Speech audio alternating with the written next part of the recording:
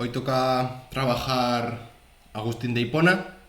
Como siempre lo haremos siguiendo el manual de filosofía de Navarro Cordón y Tomás Calvo. Y nada, ya saben que básicamente yo vengo a leerles el manual. Disculpen los errores de dicción que pueda tener. No siempre estoy tan ágil con la lengua como me gustaría. Y poco más.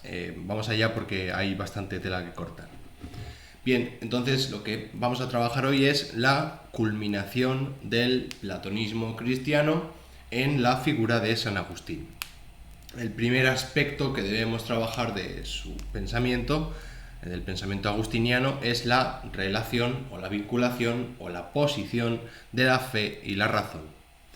San Agustín conoció el platonismo fundamentalmente a través de dos obras de Platón, de El Fedón, dedicado al tema de la inmortalidad y de la afinidad de ésta con las ideas, y el Timeo, dedicado a exponer el origen y formación del universo.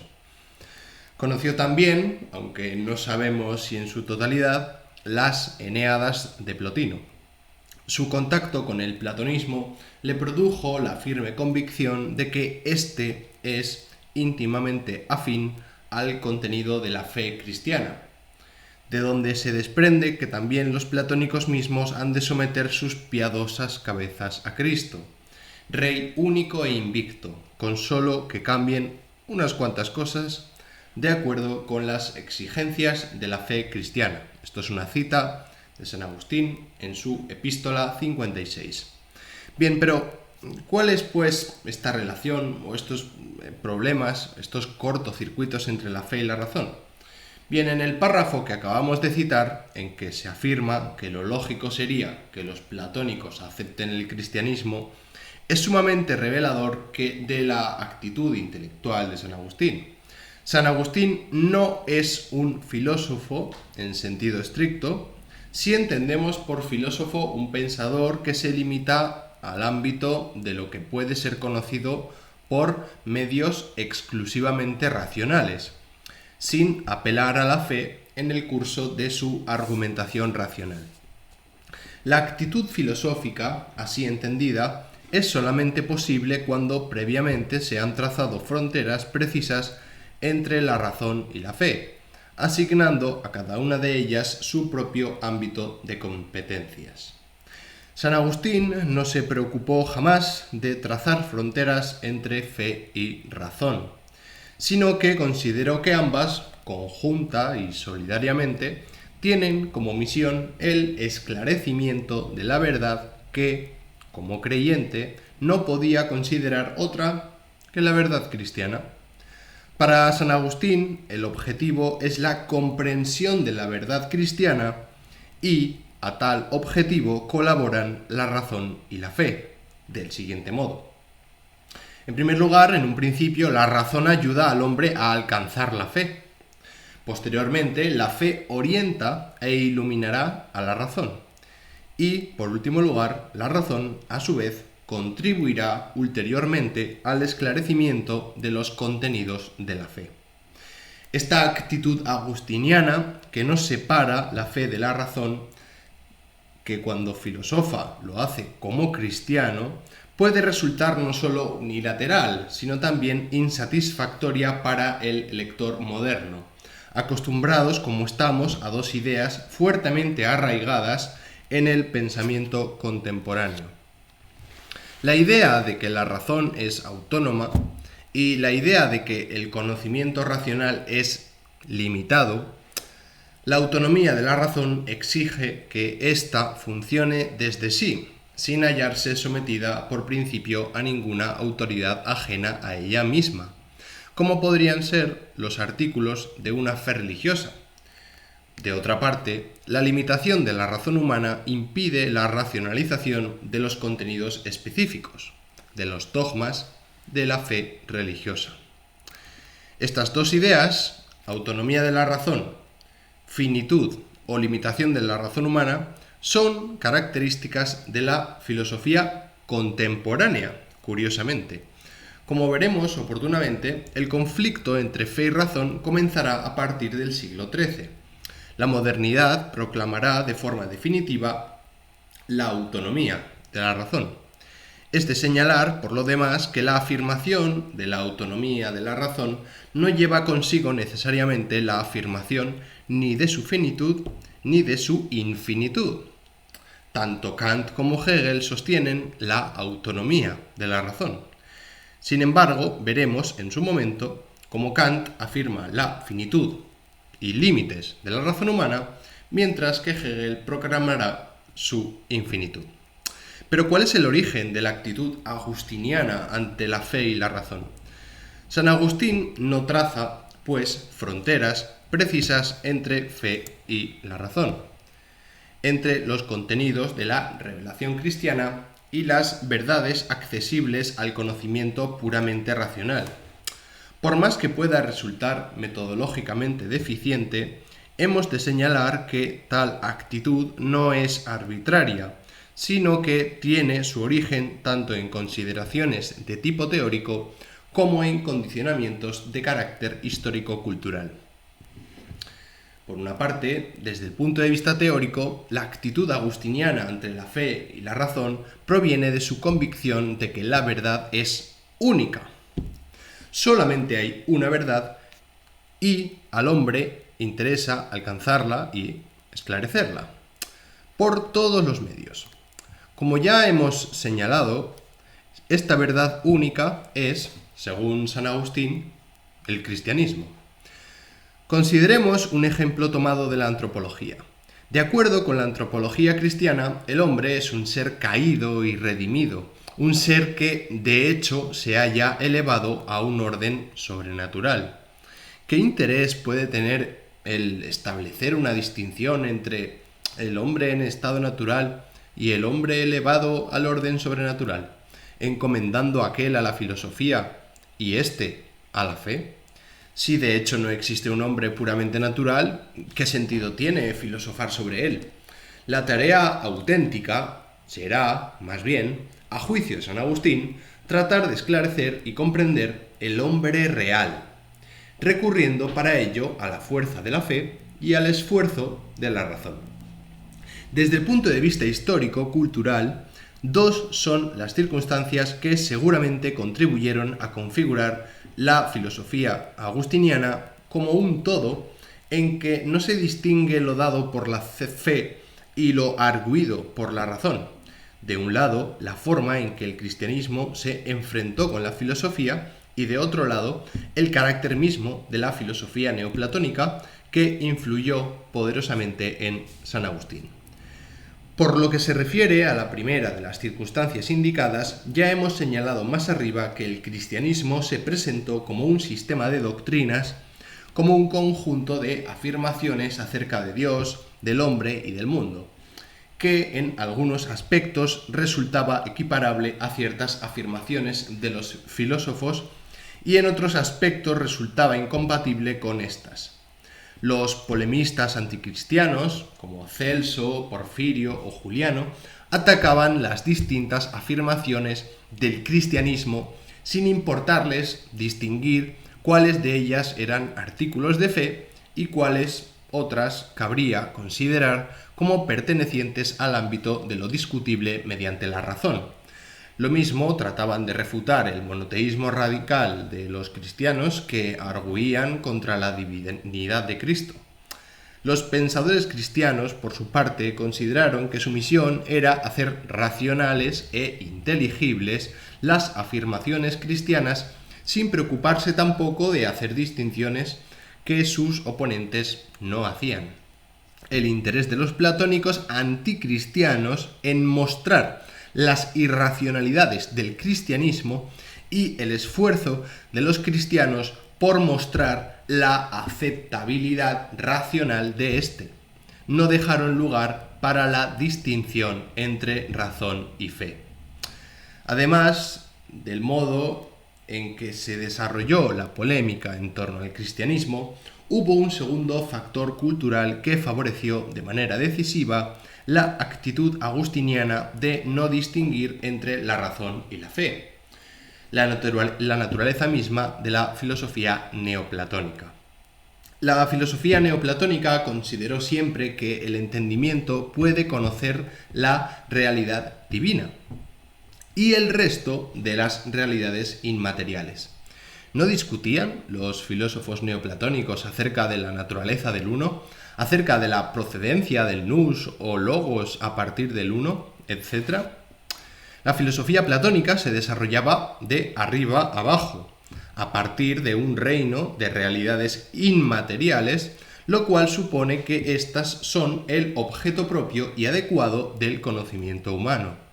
Solo será posible trazar límites a la razón y con ello separar lo que a ésta es accesible de los contenidos de la fe religiosa cuando se trata de la convicción de que el edificio del conocimiento se construye de abajo a arriba, es decir, a partir del conocimiento de las realidades sensibles.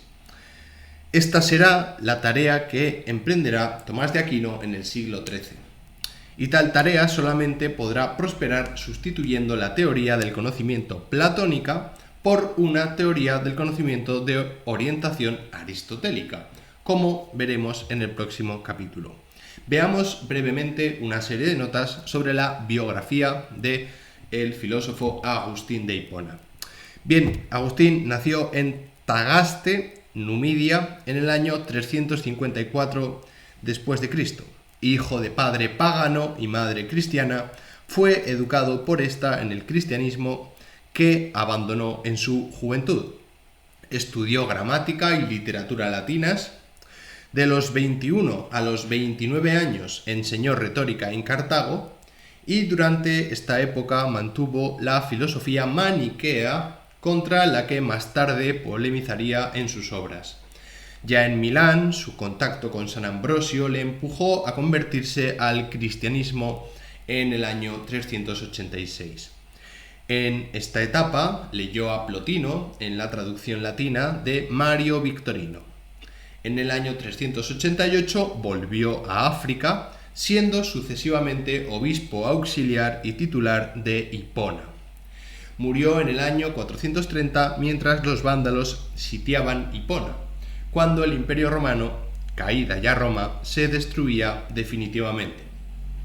Ha dejado una obra ingente, entre la que destacan sus obras polémicas contra el maniqueísmo y el pelagianismo, los grandes tratados contra académicos, De Genesi ad Litteram y la famosísima Ciudad de Dios, así como sus célebres y no menos importantes confesiones.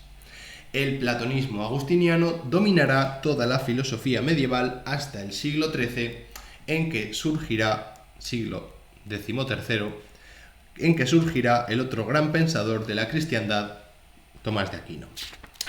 Bien, dame un segundo. Salgo de cámara.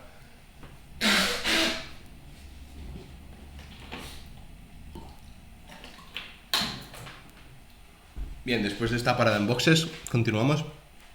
¿Cuáles son las raíces antropológicas del pensamiento agustiniano? Bien, hay que entenderlo desde el autotrascendimiento del hombre en el conocimiento. ¿De acuerdo? Esta palabra se las trae, autotrascendimiento del hombre. Vamos a ver en qué consiste. El pensamiento agustiniano arranca de una llamada a la interiorización. Dice Agustín: no salgas fuera, vuélvete a ti mismo. La verdad habita en el hombre interior. Esto lo dice en Acerca de la religión verdadera 3972. El punto de partida para la búsqueda de la verdad no se halla, pues, en el exterior, en el conocimiento sensible, sino en la intimidad de la conciencia, en la experiencia que el hombre posee de su propia vida interior. En idéntico sentido apunta la siguiente afirmación. Contra Académicos 3, 14, 31, dice Agustín: si quieres saber dónde encuentra el sabio la sabiduría, te responderé: en sí mismo. Esta exigencia de interiorización posee sin duda resonancias platónicas y neoplatónicas. Tanto en el neoplatonismo como en San Agustín, la interiorización, el replegarse sobre sí, es el punto de partida de un proceso ascendente que lleva al hombre más allá de sí mismo. Si al volverte hacia ti mismo, añade San Agustín, encuentras que tu naturaleza es mutable, trasciéndete a ti mismo, pero no olvides que en este trascendimiento es el alma raciocinante quien te trasciende. Tiende, pues, allá donde se enciende la luz misma de la razón. El proceso que lleva al hombre más allá de sí mismo, es un proceso de autotrascendimiento. Pero ¿cómo es posible que el hombre vaya más allá de sí mismo, trascendiéndose? El texto que hemos propuesto, en último lugar, indica claramente el modo en que tal proceso tiene lugar. El primer paso consiste en que el hombre constate que su propia naturaleza es mutable y que, a pesar de ello, encuentra verdades inmutables en sí, verdades que, por tanto, poseen caracteres superiores a la naturaleza del alma. He aquí, pues, las ideas que el hombre encuentra en sí y que, sin embargo, son superiores a él. No es difícil reconocer en este proceso la influencia de la doctrina platónica de las ideas. Como Platón, San Agustín reconoce que las ideas, que son auténtico objeto de conocimiento, son inmutables y necesarias. Como Platón, San Agustín asigna un lugar en este reino inteligible a las ideas de orden lógico y metafísico, verdad, falsedad, semejanza, unidad, etc., a las ideas de orden matemático, los números, las figuras, y a las ideas de orden ético y estético, como por ejemplo la bondad, la belleza, etc. Como Platón, San Agustín reconoce, dada su necesidad e inmutabilidad, que las ideas no pueden tener su fundamento en el alma humana, siguiendo, en fin, los desarrollos del platonismo a que nos hemos referido anteriormente. San Agustín sitúa el fundamento y lugar de las ideas en la mente divina, en Dios. Realidad inmutable y verdad absoluta. He aquí el segundo momento en el proceso de autotrascendimiento, el que lleva al hombre hasta la verdad absoluta, más allá de sí mismo. Las ideas son formas arquetípicas o esencias permanentes e inmutables de las cosas que no han sido formadas, sino que, existiendo eternamente y de manera inmutable, se hallan contenidas en la inteligencia divina. Esto lo dice Agustín en Acerca de las Ideas 2. Las ideas están, pues, en Dios, como arquetipos o modelos de las realidades mutables. ¿Cómo conoce el hombre, el alma humana, las ideas? San Agustín ha respondido a esta pregunta por medio de su teoría de la iluminación. Según esta teoría, el alma conoce las verdades inmutables por una iluminación divina. La teoría ha dado lugar a las más diversas interpretaciones. Algunos han pretendido ver en ella una postura ontologista. El ontologismo es aquella doctrina según la cual el entendimiento humano ve las verdades en Dios. Esta interpretación no parece, sin embargo, aceptable, ya que San Agustín insiste en que el alma conoce las verdades en sí misma. Seguramente, tal teoría agustiniana ha de interpretarse en función de la filosofía platónica. En ella, en efecto, se hallan presentes tres importantes elementos de la tradición platónica. En primer lugar, la comparación utilizada por Platón en la República, según la cual la idea de bien es como el sol del mundo inteligible.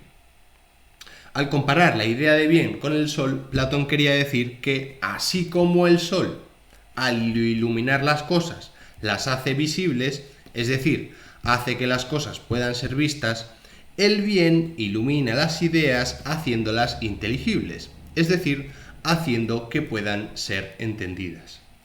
El neoplatonismo situó las ideas en la mente divina. De este modo, la función iluminadora viene a corresponder a Dios, a la mente o el verbo divino. El neoplatonismo había establecido un escalonamiento de lo real desde Dios hasta la materia, conforme al principio de plenitud. San Agustín acepta este escalonamiento juntamente con el principio de plenitud y de acuerdo con él insiste en que la parte superior del alma, el espíritu, está en contacto con Dios, aunque su parte inferior esté en contacto con el cuerpo, con el mundo sensible. Así dice que el alma es vecina de Dios. San Agustín utiliza esta expresión que por lo demás está ya en Plotino, quien se refiere a la vecindad del alma respecto de lo que es superior a ella, en las Eneadas 5.3. Esta vecindad explica que la iluminación sea algo perfectamente natural y acorde con la naturaleza humana. Recuérdese el texto que proponíamos al explicar el autotrascendimiento del hombre. Tiende, pues, allá donde se enciende la luz misma de la razón. Bien, pero ¿cómo se relaciona este autotrascendimiento del hombre ya no con el conocimiento, sino en la voluntad? El hombre, según San Agustín, se caracteriza por una actitud de búsqueda constante que lo lleva a autotrascenderse, a buscar más allá de sí mismo. Este impulso de autotrascendimiento no tiene lugar solamente en el ámbito del conocimiento, sino que también tiene lugar en el ámbito de la voluntad. En realidad, deberíamos hablar, para ser precisos, de un único movimiento de autotrascendimiento que se despliega tanto en el conocer como en el querer, en busca de la propia plenitud y felicidad. El hombre busca la felicidad. Algunos filósofos, como los epicúreos, al poner la felicidad en el propio cuerpo, ponen la esperanza en sí mismos. Sin embargo, piensa San Agustín, y es una cita San Agustín, la criatura racional ha sido hecha de tal modo que no puede ser ella misma el bien que la haga feliz. Al igual que en el caso del conocimiento, el hombre se ve obligado a autotrascenderse, ya que solamente puede hacer feliz al hombre algo que sea más que el hombre mismo. Y esto, según San Agustín, no es otra cosa que Dios. La felicidad se halla en el amor de Dios, en la posesión de Dios prometida a los cristianos como premio a la tensión y esfuerzos desplegados a lo largo de la vida. Al ocuparse del tema de la felicidad y el amor, San Agustín prescinde, como es habitual en él, de toda distinción entre razón y fe, entre lo natural y lo sobrenatural, refiriendo la experiencia humana de la búsqueda de la felicidad a la concepción cristiana de la misma. Bien, entramos pues a ver cómo va a entender San Agustín la relación existente entre la teología y la antropología. En el apartado anterior hemos expuesto las raíces antropológicas del pensamiento agustiniano, tomando como punto de partida del mismo la interiorización y el autotrascendimiento. En realidad, en el proceso que hemos señalado, se hallan ya insertas tanto la teología como la concepción del hombre agustinianas. Bien, con respecto a la existencia de Dios, dada su preferencia por la vía de la interioridad, es lógico que San Agustín no se preocupe por formular argumentaciones tomadas de la realidad exterior, del universo, para demostrar la existencia de Dios. Hay ciertamente en sus obras referencias al orden del universo como prueba de la grandeza de su creador, y también existen referencias al argumento usualmente denominado del consenso, es decir, al hecho de que la mayoría de los hombres coinciden en aceptar la existencia de Dios. Sin embargo, San Agustín no se preocupa de formular estas pruebas de modo sistemático.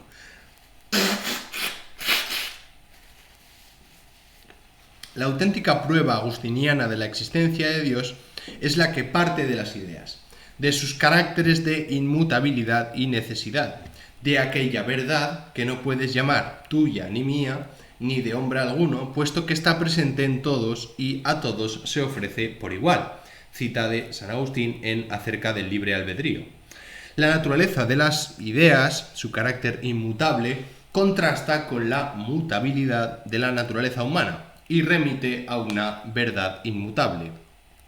La verdad en la cual, por la cual y en virtud de la cual es verdadero en cuanto es verdadero en cualquier sentido, según afirma en los soliloquios. De ahí que, al tratar de definir el atributo fundamental de Dios, San Agustín, siguiendo en esto también una evidente orientación platónica, insista en la inmutabilidad como su atributo primero. Bien, pero ¿qué sabemos con respecto a la antropología agustiniana? En primer lugar, hablaremos de la naturaleza del alma. La antropología agustiniana está fuertemente teñida de platonismo. En el hombre existen dos sustancias distintas, espiritual la una y material la otra. El hombre, propiamente hablando, no es su cuerpo, ni tampoco el conjunto de cuerpo y alma, sino el alma. El hombre es un alma racional que se sirve de un cuerpo mortal y terrestre. En el alma, a su vez, San Agustín distingue dos aspectos, la razón inferior y la razón superior. La razón inferior tiene como objeto la ciencia, es decir, el conocimiento de las realidades mutables y sensibles, el conocimiento de nuestro entorno físico, con el fin de que nos sea posible subvenir a nuestras necesidades.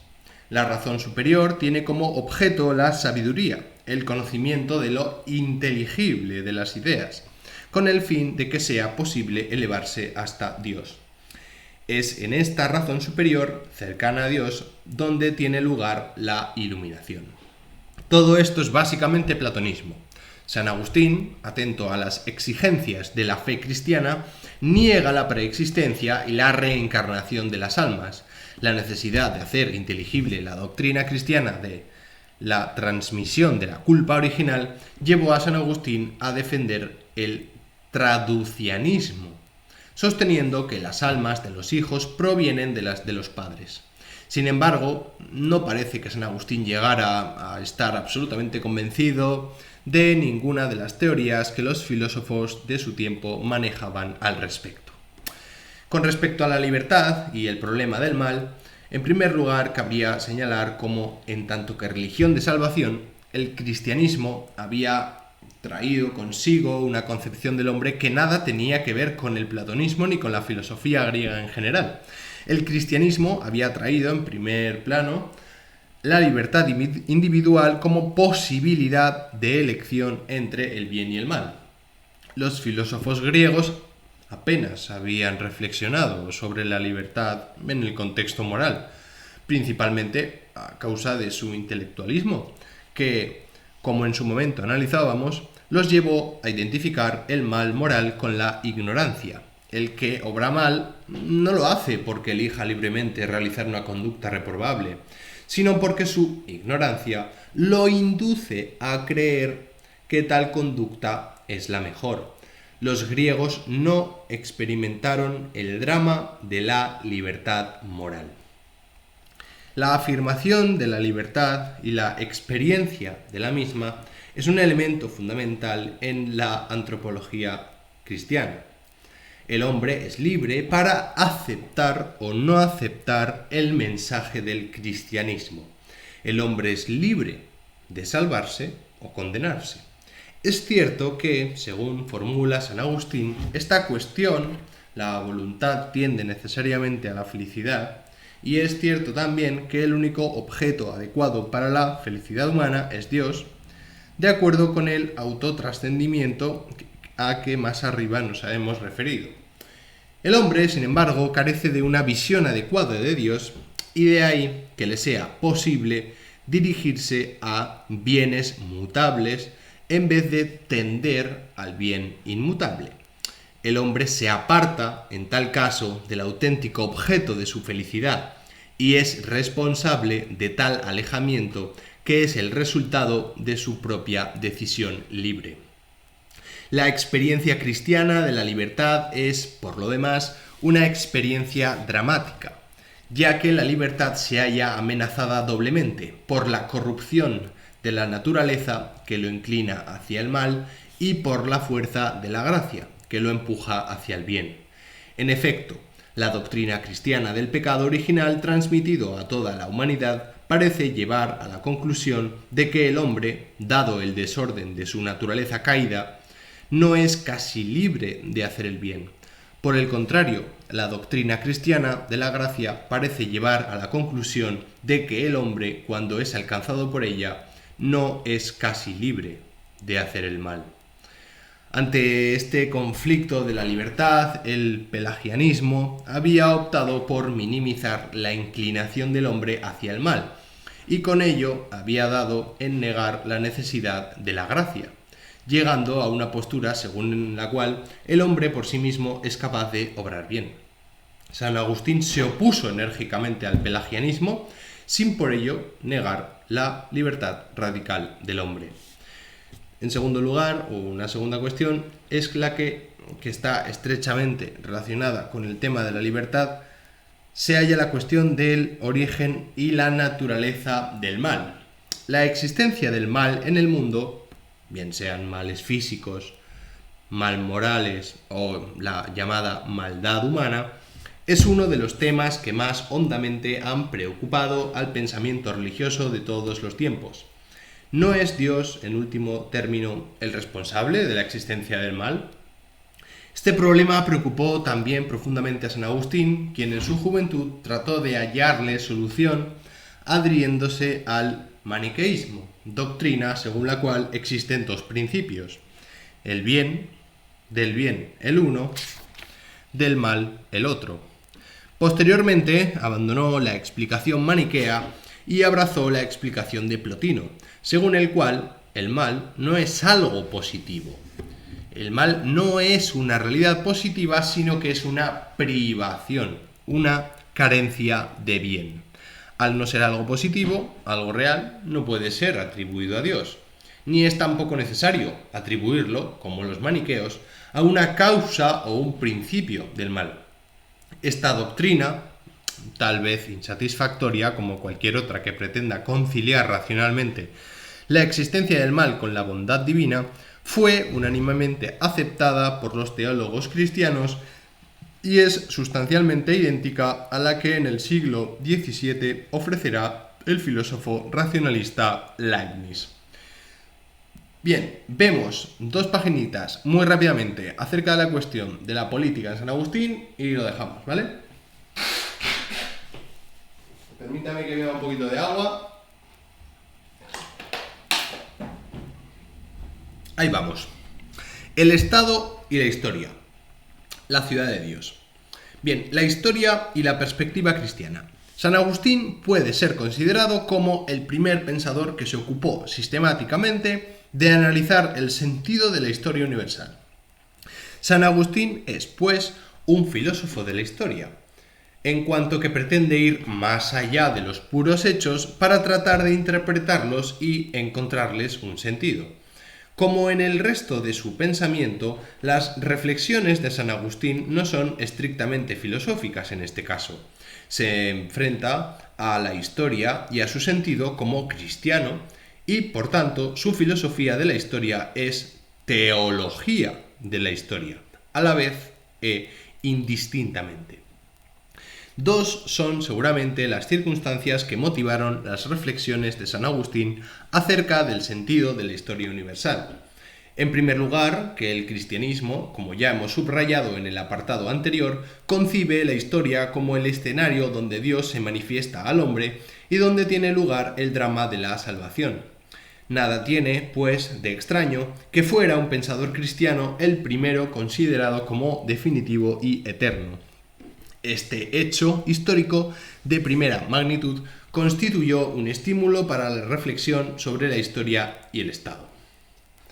Las dos ciudades. La perspectiva adoptada por San Agustín ante la historia es primordialmente moral, puesto que la auténtica felicidad del hombre consiste en el amor de Dios y la maldad consiste en alejarse de él, pero situar el objeto de la felicidad en bienes mutables. Cabe considerar dos grandes grupos o categorías de hombres: el de aquellos que se aman a sí mismos hasta el desprecio de Dios y el de aquellos que aman a Dios hasta el desprecio de sí mismos. Los primeros constituyen la ciudad terrena, los segundos constituyen la ciudad de Dios. Es fácil caer en la tentación de identificar la ciudad terrena con el Estado y la ciudad de Dios con la Iglesia. Sin embargo, no parece ser este el sentido de la teoría agustiniana, puesto que los criterios utilizados son de carácter moral. Ambas ciudades se hallan mezcladas en cualquier sociedad a lo largo de la historia, y la separación de los ciudadanos en una y otra no tiene lugar sino en el momento final de aquella.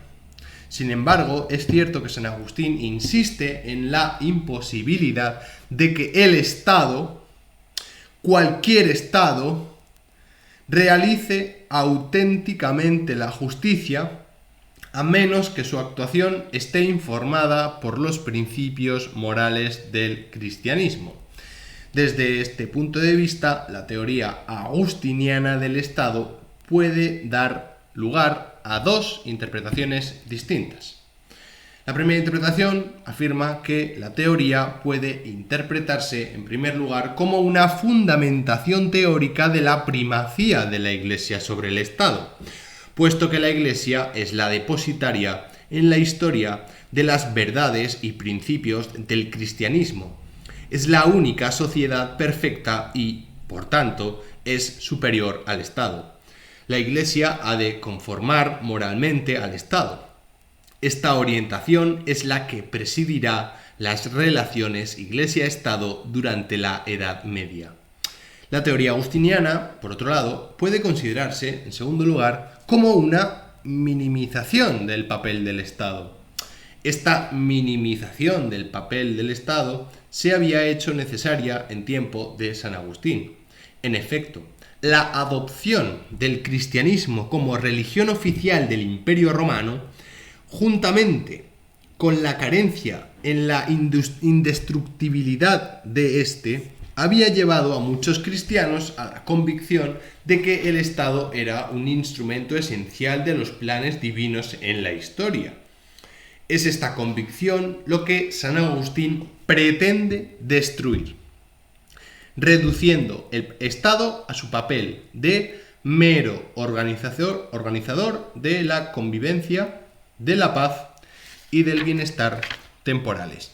Y hasta aquí San Agustín. Espero que les haya servido de ayuda. En el próximo vídeo veremos el agustinismo y todo el recorrido hasta Santo Tomás de Aquino. Será como ya prácticamente casi el final de la escolástica. Así que nada, un saludo y hasta la próxima.